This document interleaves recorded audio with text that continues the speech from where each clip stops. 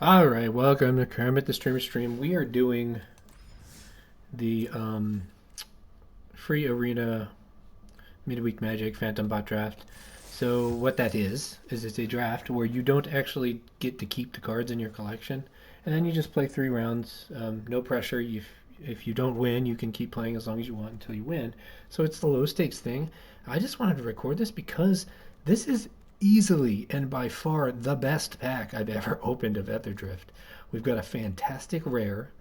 We've got another fantastic rare in Market Back Walker. This is a Wrath, basically, that that gets rid of vehicles too. See, in a vehicle set, if you had a thing that just killed all creatures, then they just go, oh, okay, I've got some vehicles, and I cast another creature, and then everything's good. We're back to normal. But because this is a Wrath and because it cycles, it is just insanely powerful. We've got Market Back Walker, which is maybe not a bomb, but it's a good card. This is a set that's slightly slower. You can reliably cast this guy for 4 mana. Um, if you've got any cost reduction, if you've got any mana acceleration whatsoever, getting it to 6 is not unreasonable. And then you've got this thing that, when it dies, refills your hand. And you can also even grow it if you want to sink some money into it, sink some mana into it rather. So it's a great card. Like, probably it is quite possibly the strongest card in this pack. But then you've got other good things here. You've got Slick Imitator. Um, Ride's End is a fantastic removal spell. Maximum Overdrive is okay. It wouldn't be first pickable here. Thunderhead Gunner is one of the winningest cards in red. Ketradron is even okay. Um, the duel is even one of the better duels, in my opinion at least. The Esper duels are the better ones. Um, so Esper being black, white, and blue. So I think for me, we're gonna go Market Back Walker. It leaves us the most open, and it does a great job of replacing itself. Because even if you cast it as a 1/1, it still will replace the card that you paid on it. Uh, that's kind of the worst case scenario, is that you play a 1/1 jump block and get an extra card. In a way, that makes it almost better than a cycling 2 card. Um, Here, this is another fantastic pack. We've got Ovia, we've got Transit Mage. Locust Spray isn't terrible. There's a lot of 1 toughness things in this set. Another Ride's End. Keen Buccaneer, I just love. Run Over is a premium removal spell. In my opinion, Mutant Surveyor is one of the best surveyors. I don't really care for the Magmakin Artillerist, but so we've got a choice here of either trying to continue to do artifacts. If this were a human draft, I wouldn't want to take a white card now because I passed a really good white card. But this is a bot draft, so you can't really even think that the bots are going to pick like reasonably well. They're probably programmed to go for certain colors or archetypes. They're not necessarily going to be looking at card power levels, I don't think. Unless I don't know. I've never really looked into that. I've never done any research on how they program the bots to pick the cards they do. But I think it's going to be between Transit Mage and Keen Buccaneer, and I just like Keen Buccaneer. Keen Buccaneer is always good for me. Maybe it's a card that suits my playstyle, but it's always good. And this is definitely a bomb. If this thing stays on the board, on the table, it's insane. But you still have to be building around it somewhat, and it is a slower bomb. And it's a relatively easy to deal with bomb too. Keen Buccaneer is always a solid card for me. So almost anyone would probably argue with me on that, but I think I've made the best choice for my play style. That's another thing people overlook a lot of times, is that a card that you really like is probably better than at least a grade or a half a grade better than it might be in someone else's deck, just because you know why that card's good and you're going to play it that way. I think the best card here is probably Detention Chariot, but I don't think I even though this is a bot draft, I still think I want to avoid white. Crash and Burn is a really efficient removal spell. So it's the best thing here. I'm not committing right now. I have a blue card, so I can take a red card and be totally fine with that. Pride of the Root is fantastic, and I'll tell you why. It's this magic number of 5. But I really didn't want to take a white card, so I think I'm still going to be true to that. Howler's Heavy is fantastic. Goes really well with Keen Buccaneer. If you can do any of the things that reward you for drawing / discarding, it's a great card for that. And plus, it's just good. That -3 effect often leads to a blowout of some kind. Easily take another Keen Buccaneer here. Packdog Terror is a card that I will take often and use it to warp my drafts, but it's not the thing I'm interested in right here. Another good, solid 3-drop is just what the doctor ordered.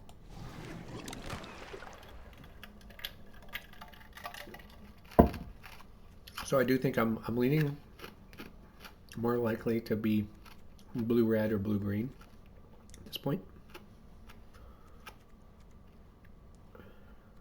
But that's just a lean. It's not a definite.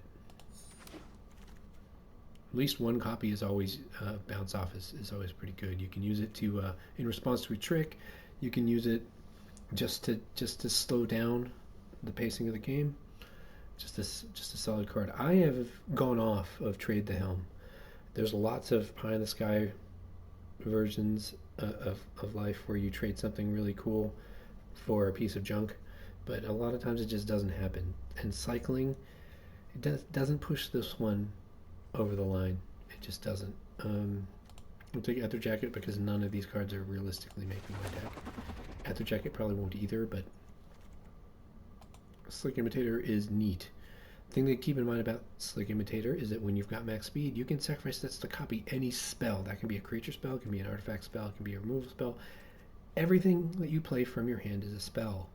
So this guy has really broad applications. And you got to take that into account. I think Midnight Mangler is a great card to have one of. I really like Ether Siphon. I have rarely played it though. We'll go ahead and take the Surveyor. Mostly just because it's an engine starter. Don't want to play Spell Pierce. I like the Waxen Shape Thief, but I don't know if it's really good or anything.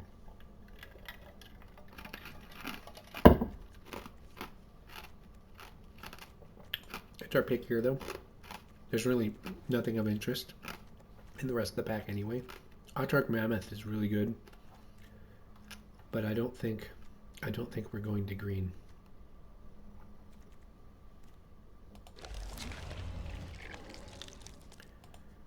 I like the idea of a Skyray. We've got 3 Buccaneers. Do we have any cycling cards? I don't think we do yet.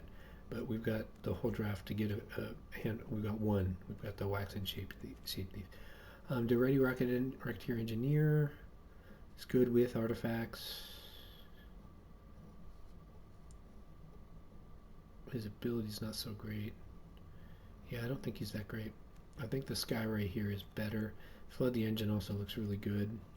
Another Crash and Burn.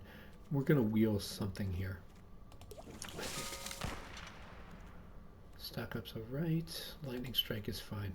It's not as good in this set as it can be in others, but it's still decent. Two mana for 3 damage usually has you at an advantage.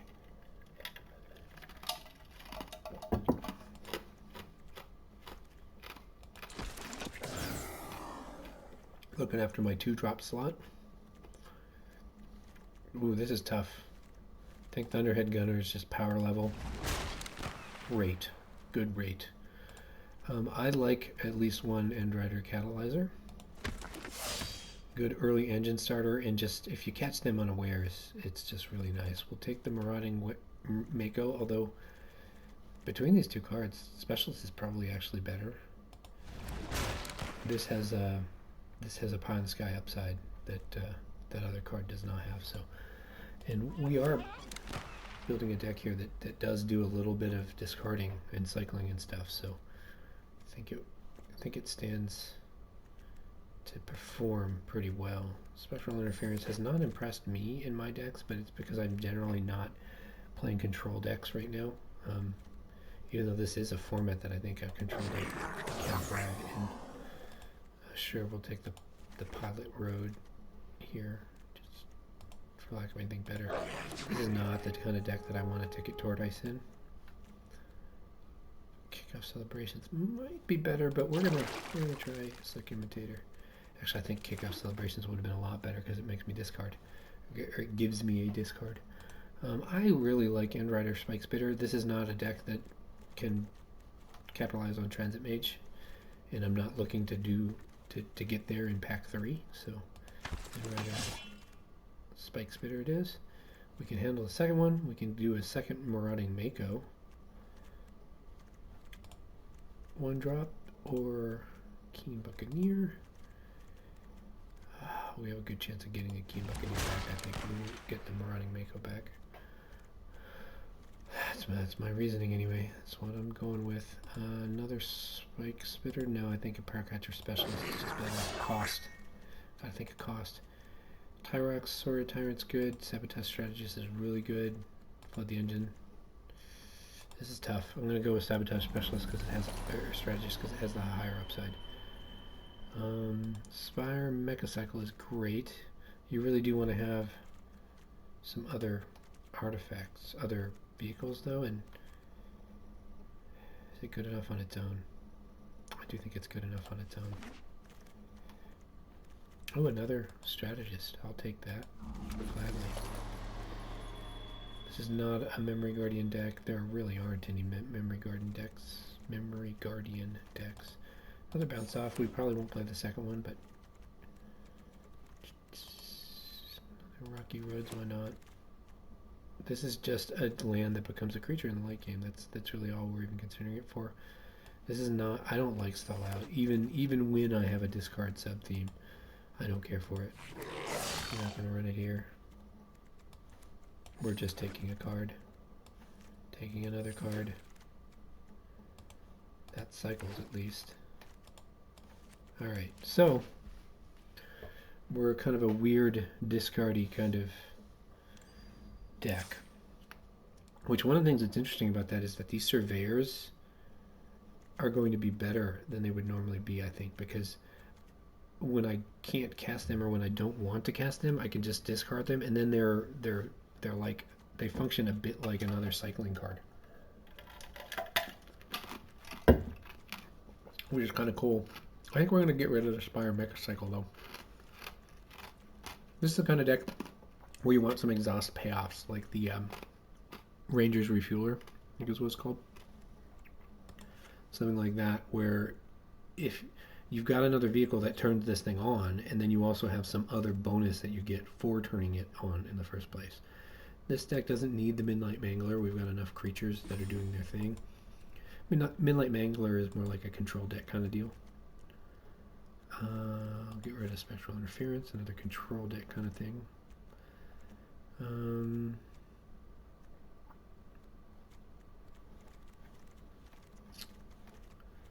We can cut a land, I think.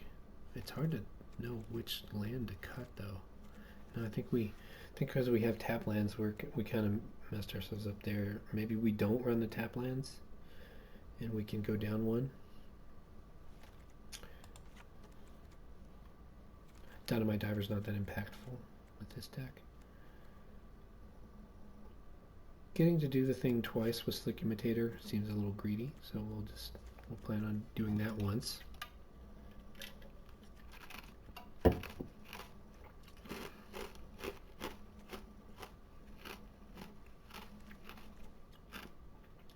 Either Siphon too seems a little not very likely. So I'm gonna break my rules here. When I've got a deck that has a lot of cycling, when I've got a deck that gets to draw some extra cards, especially in this block, the fear of decking myself does exist. So we're going to try this weird cycle drawing thing. and see how it does. Now the pressure, the stakes on this could not be any higher, or could be no lower, I guess you could say. You play this, if you lose 8 times, it doesn't matter. You just play until you win your 3. So we'll play a few matches here. If we don't make it in 3 like usually, then we'll just call it quits. The only sad thing about doing this format is while it's fun and it's good practice, a lot of times people just don't take the games as seriously. And you know, they probably aren't taking the draft as seriously either, for that matter. So the gameplay doesn't tend to be as quality here. But it is great if you're a newer player and you're afraid to pop money into the game, or you just feel like anytime you do draft you just get run over. This is a great way to play safely and get to experience this stuff. I really wish they did these phantom drafts earlier. Like they tend to stick these out when the format is almost done. It would be much nicer to have these as a way to kind of learn a format versus kind of playing around with it when it's out for a long time already, or even almost about to be sunset, because we do have Tarkir coming. But when they give me free magic, I play free magic. I just have to. I'm compelled. We're just going to attack into this guy. We are ahead on the damage rates. We can afford to lose this card. I'm eventually going to die if I don't attack him at return. So, and we kind of want max speed here. I don't just because when this guy does die, we can cash him in.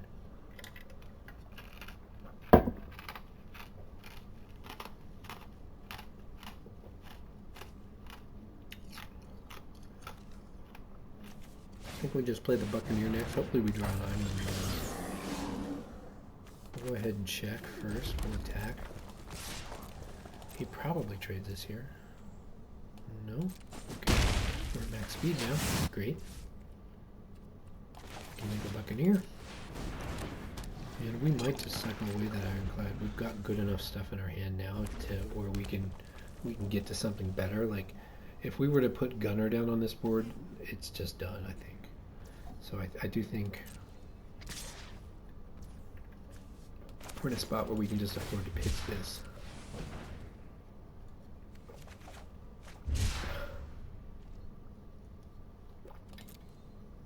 We're so far ahead on damage that we like to see him tapping his guys at the moment.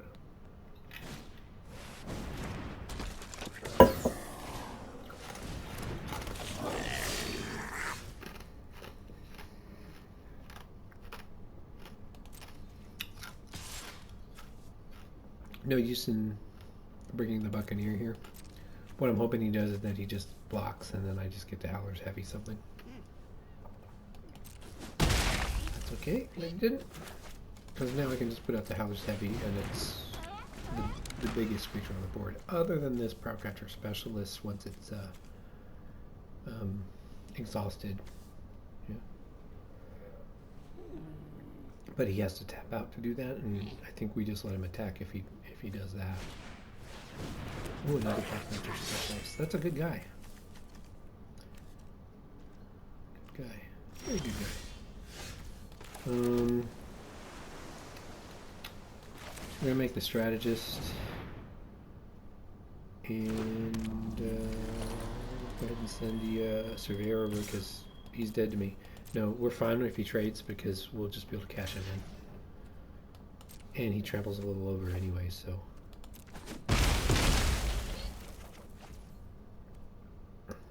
That's totally fine. I think we want our Waxen Shape Thief to copy a Strategist here.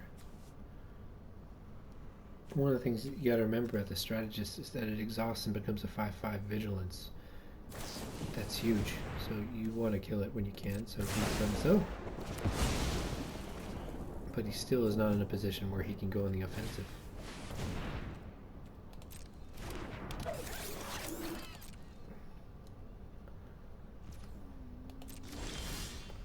Of course, we're not either anymore, so we'll just make some things.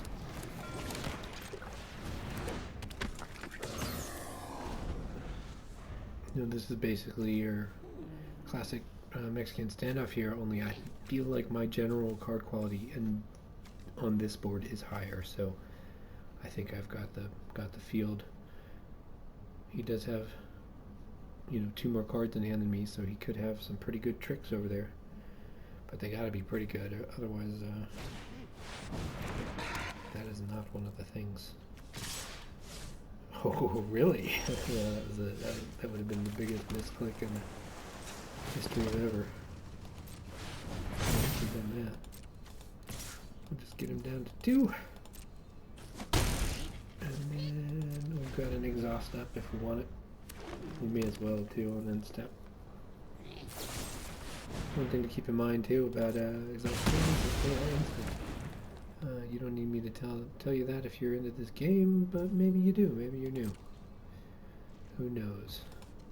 Maybe you're here just because you're chomping at the bit to get to play some Tarkir in a little bit, because it was your favorite block back in the day. Who knows? Who knows? Oh yeah, sure. Let's play another strategist. I like it. You got rid of 1. Can you get rid of 2?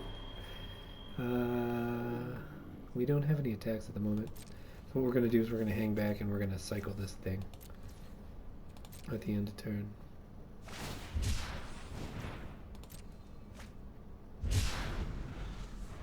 We still have this board. It's going to drop. Ooh, that's not bad. All creatures he controls get +2/+2, gain vigilance and menace. Now the only problem is he still gets the -1 form factor from the Savage Strategist. He has a good attack here, but it's like, is it going to be enough? Let's do the math. 8, 11, 14, 18. 18 damage if I do nothing. All I have to do is survive with my 2/2, and I win. So, we just block the biggest guy, and then we take 14 damage, and we're fine. We don't even lose both of our guys by doing this either. So that's game over. If he had another card in hand, you know, he could be at growth and he could be dead, but no, we got this one.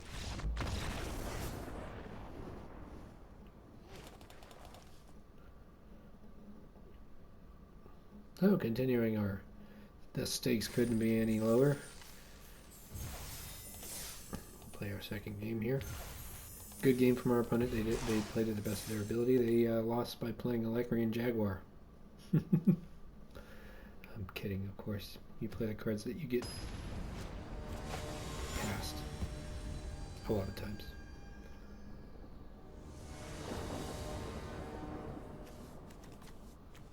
That one's just pretty low on the old green roster of playables. Green has a lot of really good commons and uncommons though this set.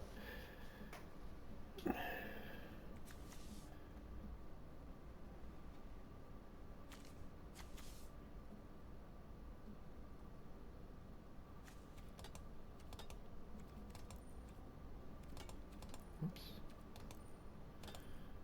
I thought I was clicking on the propellers or something. I don't know. There are propellers, aren't there? Am I just... There aren't propellers. I don't see any propellers. Why was I imagining propellers down here? I thought there were propellers. I'm going crazy.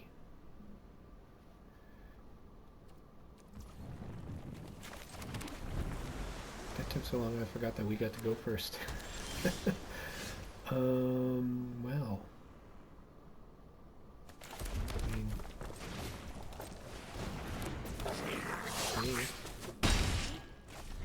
Yeah, that's the best play there. I mean, setting up the scratching Skyray is arguably... But see, now I get to double spell. And that's just so much better. It would have been nice to start my engines there too. But since I didn't have an attack, it wasn't particularly beneficial to do so. If I wait, start my engines on this turn, and then attack with the Skyray, I'm already at speed 2, and I didn't have to do much work to get there.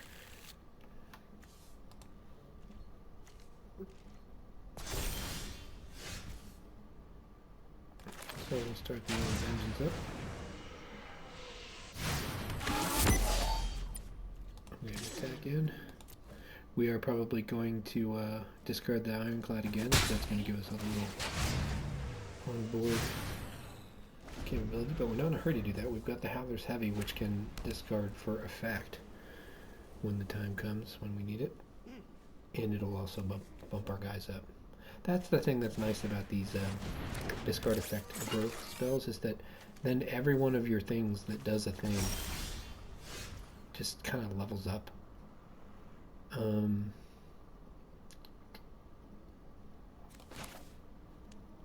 so he's got a blocker now. Not great. We have to do this here just to get a card into our hands, really. Hopefully a land, because we really want to start playing those strategists. So that's not bad. The other thing too is we now have the material to be able to exhaust the Prowcatcher. So we don't have any attack. I already said that, but I'm gonna say it again.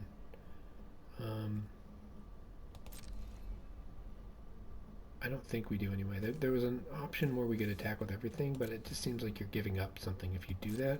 You can save one thing with the Howler's Heavy, but you wouldn't be killing something necessarily in return, so it wouldn't really be that beneficial to do it. I don't think. That's a problem.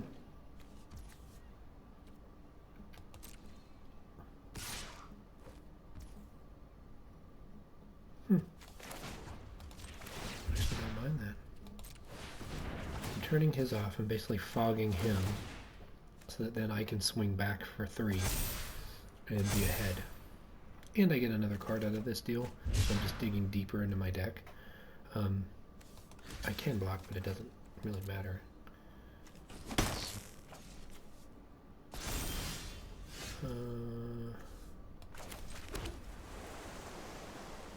Yeah, we attacking this guy.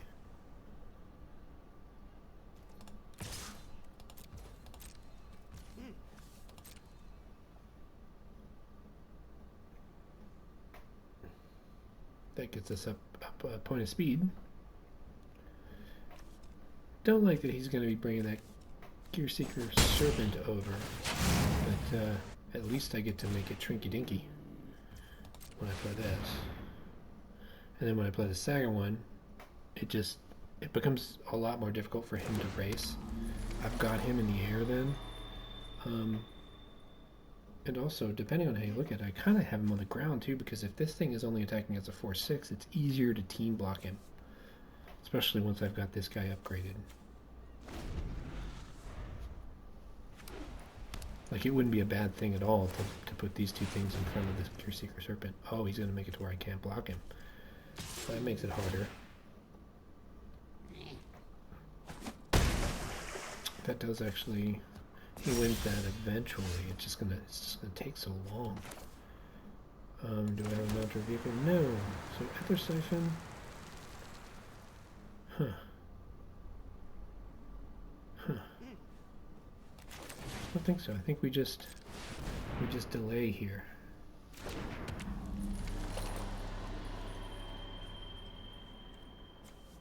If I should give up a piece. Yeah, I'm going to give up a piece here. Because in order to keep me from hitting him at all and keep me off of max speed, he's got to block everything, and I don't mind these two trades. Whereas if any of these things survives, I'm pretty happy. With the strategists in play, that just means that it's just very hard for him to beat me if he attacks. He's got a wall up, I think.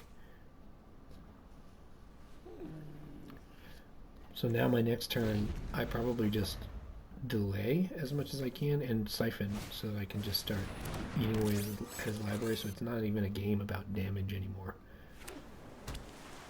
Although I mean, I think I'm still doing fine on the damage ones. See, he's got an Ether Siphon. Great, started his engine up. But he's not already there yet, so he loses that race as well. still think it's not a bad, it wasn't a bad play. But now he can attack.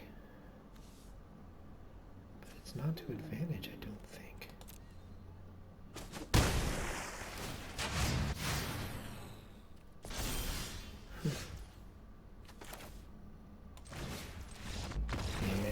Yeah, that's really the only way to do it there.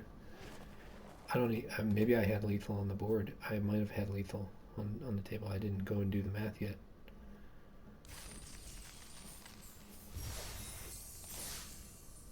All right. So our last match here.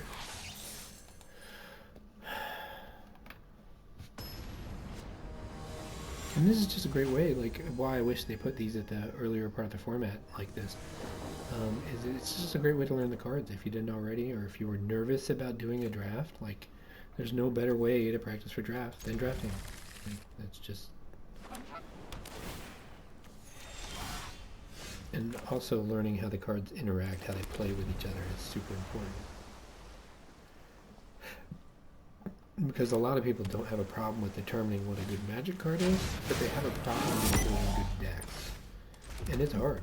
Like, one of the reasons this game is so satisfying is because there is that sense of, hey, I did this thing that was hard and I did good at it.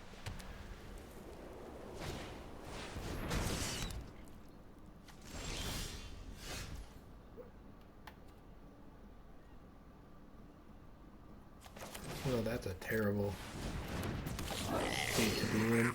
We're just going to go ahead and attack in. I know I don't like that I'm giving him speed by letting him attack me back, but I'm winning that damage race, even if I'm not winning the speed race.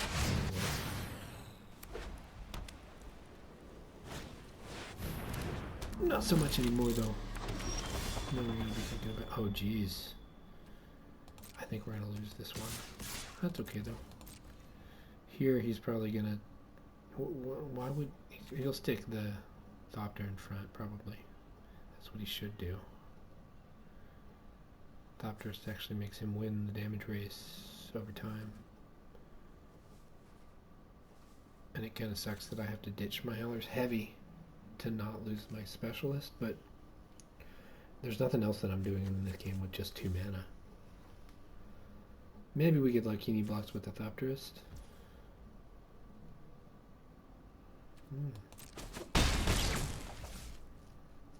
Oh well, we'll just chump.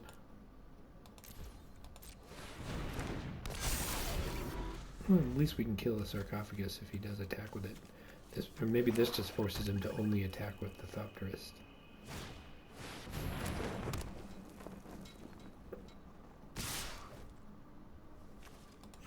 Yeah, that seems bad to me.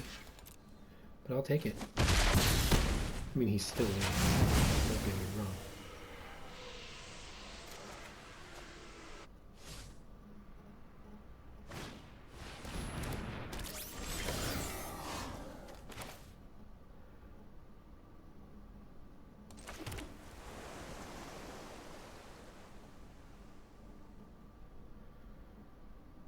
We don't have a good attack. Let's just pitch this thing. Hey, we got something good. This game is not over. I thought for sure that it was, but it's not. We can actually pull out of this right now. Not if he continues to draw extra cards, but then this is exactly the position where he can really, oh wow, he can really utilize a card like that too. Getting a refill was really nice for him there. I just don't, with that level of card advantage that he has now, I don't see how I come back in.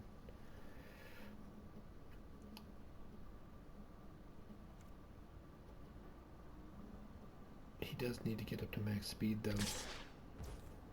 Oh, fantastic. That's a thing we wanted to have happen. We wanted to have that happen so bad.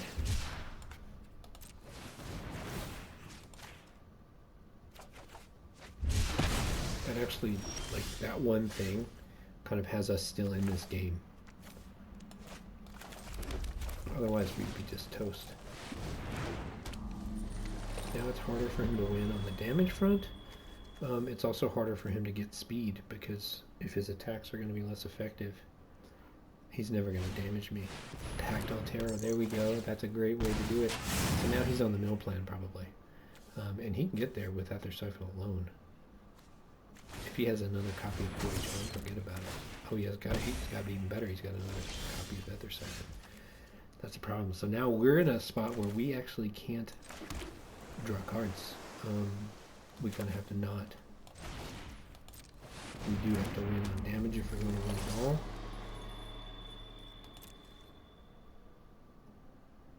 It's going to be hard to do.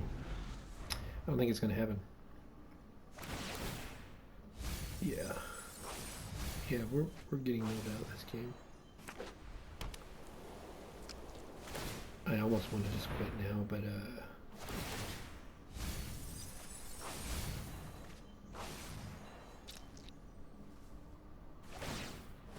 think I have to, right? Because he draws 2 cards right now. I'm down 4 more cards. He draws his next card for turn. I'm down 4 cards. I draw a card. That puts me down to 9. He draws 2 more cards, and I'm down to 1. I can't possibly deal 18 damage. 19. Thinking.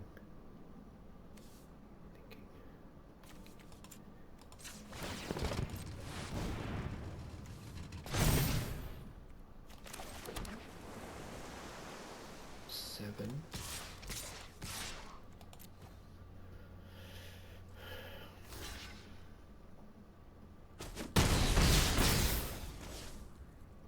Yeah, no, he's got me. Oh yeah, starting column, he gets to draw 2 cards, and then I lose the rest of my cards. So yeah, I was dead at the end of that last turn actually. All right, well that was worth a shot. So I didn't win that one. Good playing by my opponent. They were just ahead the entire time. I was stuck on 2 lands. Of course they're going to be. Looking back at it, see if I could have played any better. I don't think so. That's what I had. Yeah.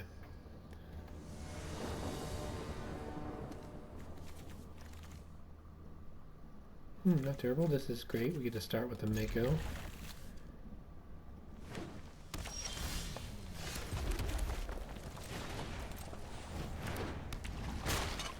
You throw out that Walker next turn. Or wait. I think we would prefer to wait.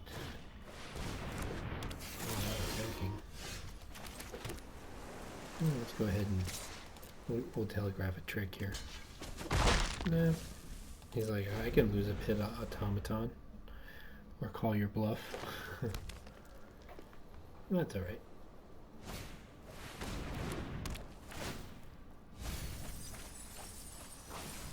I wish I could have coffee right now, but I'll be up all night. Oh, it's already almost bedtime. Gosh. Getting late night phone calls does that to you.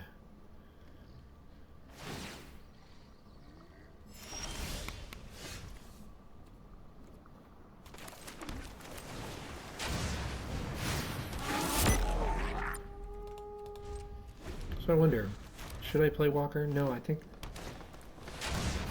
one of the benefits of a card like Walker here is that when you have other things to play on curve, you should just play those things. Because if I get to 6 mana, this becomes really kind of bomb. Because we still can't attack. What the heck?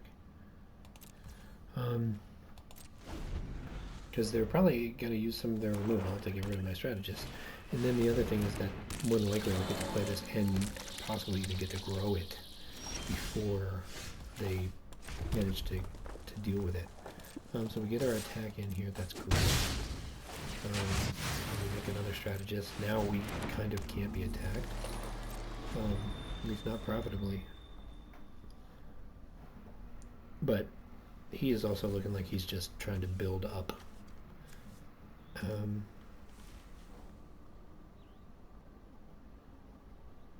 No, I think we've got this one.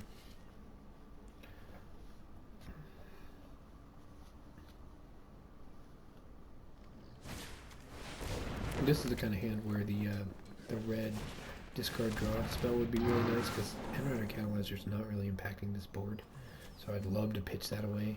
Goblin Surveyor is not really impacting this board, so I'd love to pitch that away. we're just going to really enjoy getting to play our Market Back Walker as a 3-3 if we get another mana. See, we don't have to block anything that's 2 power or less. We just, oh, you're going to tap that for me? No, appreciate it. Make our super Market Back Walker. This guy has reach, which does mean we're not attacking anymore, but we can sit behind a Market Back Walker. If this guy was playing white, we'd be worried about a Ride's End. I do not know that the removal he has access to. I do not think that it exiles any of it. So, yeah, I kind of figured you were thinking about that. Alright, so yeah, that's another thing that happens. When you're playing these free drafts, you're playing against newer players a lot of times, they might make a mistake that is just egregious like that. I mean, he basically just gave his board away to me, so that is the end of that. So thank you for joining me. I'm Kermit the Streamer. Get out there and play the bot draft. It may be featured on your thing. You might have to go to special limited events. No, not special limited events. You may just have to come up here to hit play and go to events, limited, and find it there. But these are great. Great ways to get some free magic in on a Tuesday night.